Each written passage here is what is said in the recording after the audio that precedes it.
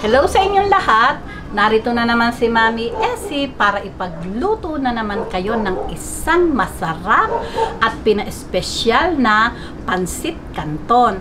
Pero kung bago tayo mag-umpisa, kung bago kayo sa aking channel, wag lang kalimutang mag-subscribe at pindutin ang bell button para lagi kayong updated sa ating mga video.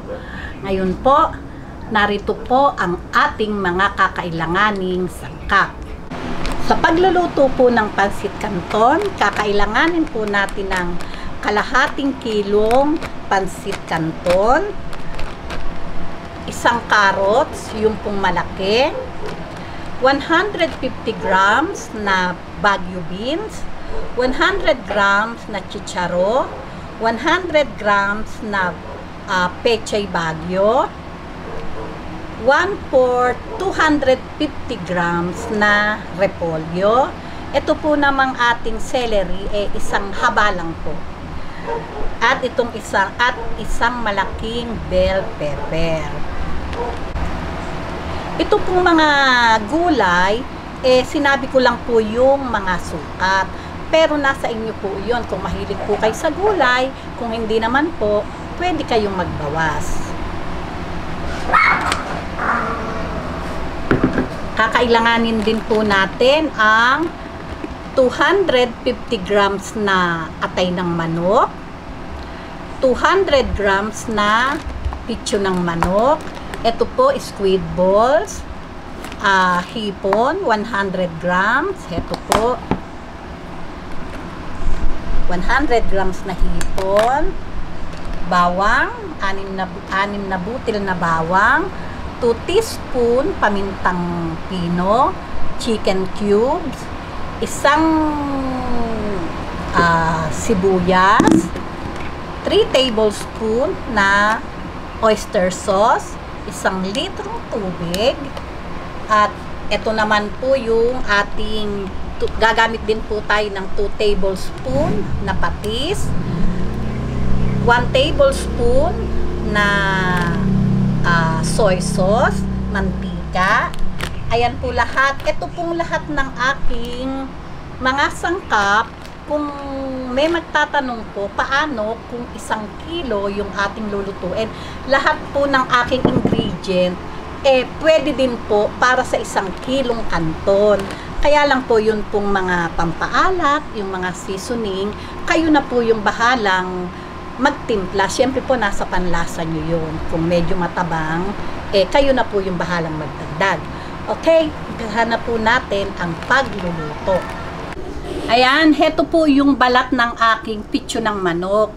Pamamantikain ko po ito. Optional lang po ito. Kung gusto nyo, pwede naman pong hindi.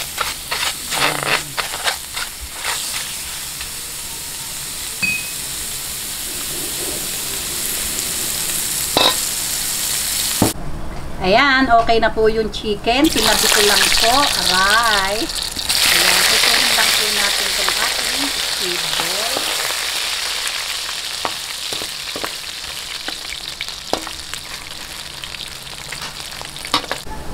Okay, haluin na po natin ang squid balls.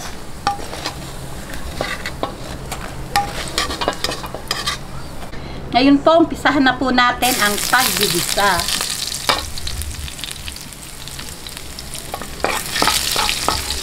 Ayan. Tayin lang po natin mag-light brown. Sunod ang sibuyas.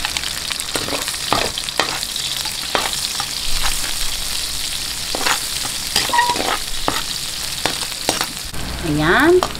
Ang chicken.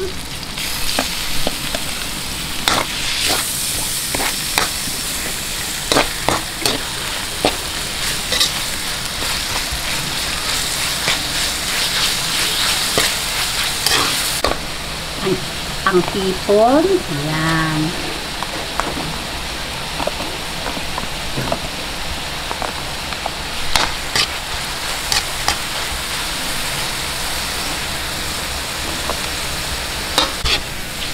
Okay, gisa-gisahin lang po natin hanggang sa medyo mag-orange po yung ating hipon. Ayan, napakasarap po nito.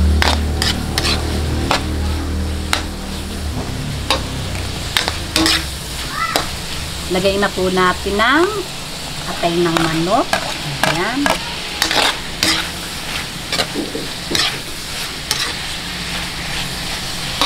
Bigyan po natin ng 2 tablespoon na patis.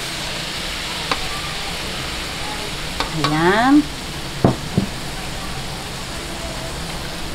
1 teaspoon muna po na paminta. Ayan. Saka ito pong soy sauce, 1 tablespoon. Ayan. Saka po, nakalimutan ko po itong 1 tablespoon na sugar. Optional lang po ito, pero try nyo. Masarap po. Magkakaramelize lang po tayo. Ayan. Tayin lang po natin mag-caramelize. Masarap po talaga. Pag may pambalansi lang po naman ang lasa. Parang meron kayong na anong manamis-namis. Tapos maanghang sa paminta kung gusto nyo. Okay.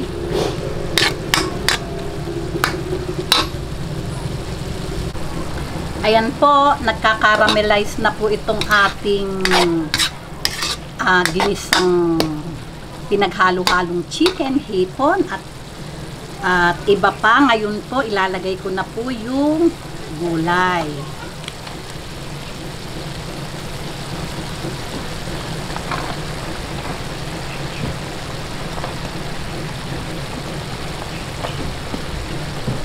Ayan. Sabay-sabay lang po. Itong inuna ko't medyo po sila matigas ng bahagya. Ayan, inuna ko lang po yung ating Baguio beans, saka po yung bell pepper at itong ating carrots. Kasi po, medyo may katagalan po silang lumambot ng bahagya. Yung pong mga natitira, sabay-sabay na po yun dahil pare-parehas lang po sila paglambot. Okay, babalik po ako. Ayan, malambot na po. Medyo half cook na po yung carrot at saka yung Baguio beans. Lalagyan ko lang po ng konting sabaw. Ayan. Lalagay ko na po yung natitirang gulay. Sabay-sabay na po ito.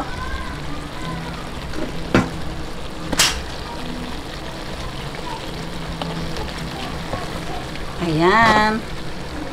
Sabay-sabay na po lahat.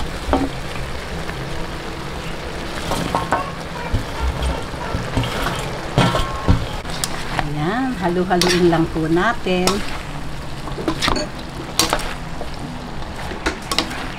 Hintayin lang po natin medyo mag-half cook yung ating huling gulay na inilagay.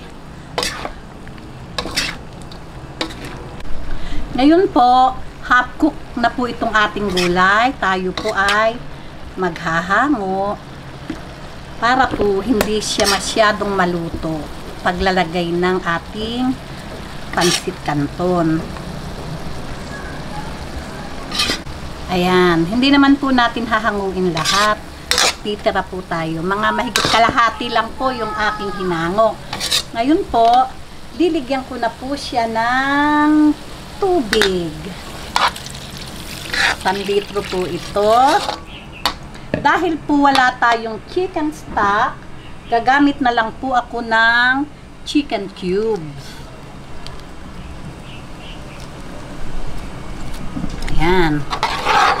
Hihintayin lang po natin kumulo at ilalagay na po natin ang ating pansit canton. Okay, babalik po ako. Ayan. Kumukulo na po. Titikman lang po natin. Ayan. Dito sa kabila. Dito. Ay, heto pala. Ito na lang.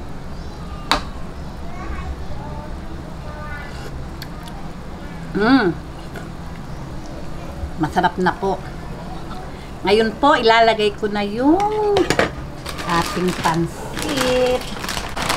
Okay. Hindi na po ako naglagay ng asin kasi ito pong pansit canton kasi ay hindi kamukha ng bihon na walang lasa. Ito po kasi canton ay may kaalatan po ito.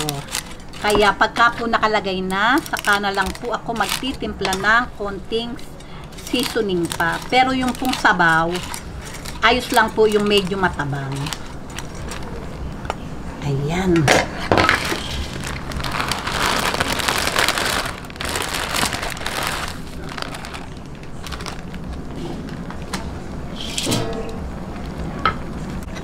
Haluin lang po natin para yung gulay ay mapaibabaw.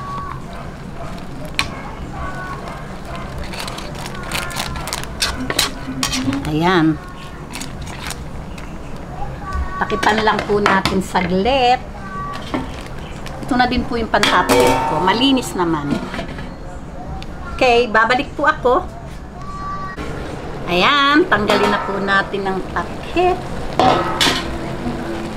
Medyo lang po na, ayan, medyo lang po natin haluin.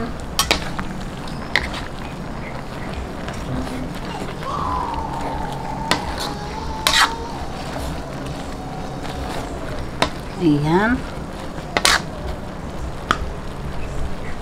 Lalagay na po natin itong natitirang paminta. Ayan. Soy sauce, 1 tablespoon. Itong oyster sauce.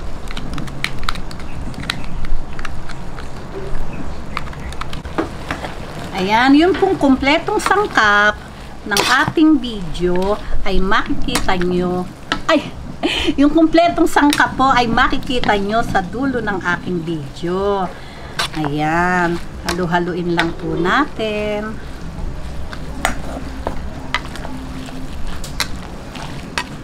Lagyan na po natin ng gulay. Ayan.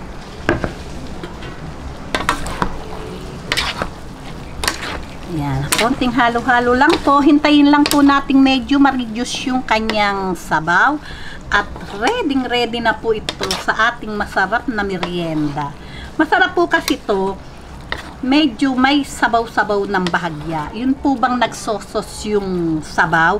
Kasi po habang lumalamig po ito, sinisipsip po nung pansit canton, yung pong natitira niyang sauce.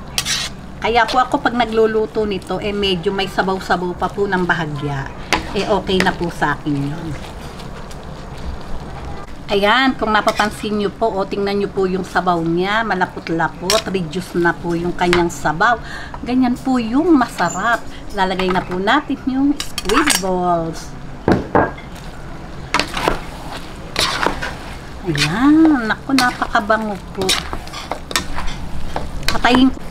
Ayan, halimbawa po, napuputlaan kayo, pwede po kayong maghabol ng oyster sauce. Kaya po hindi ako gumagamit ng asin para po tamang-tama lang sa atin.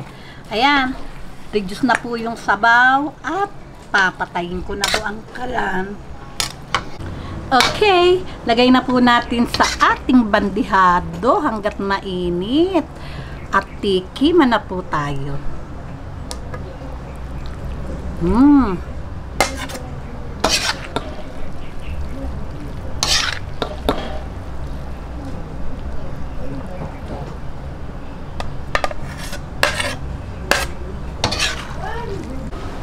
Okay, tikiman na po tayo hanggat mainit. Masarap po ito.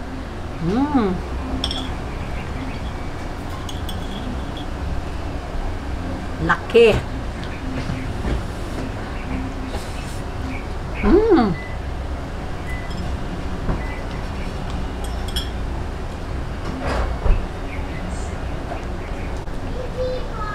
Talaga pong napakasarap.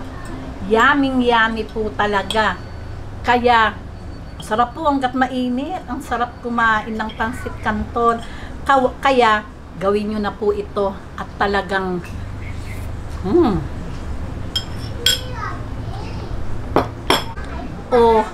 talaga pong masarap.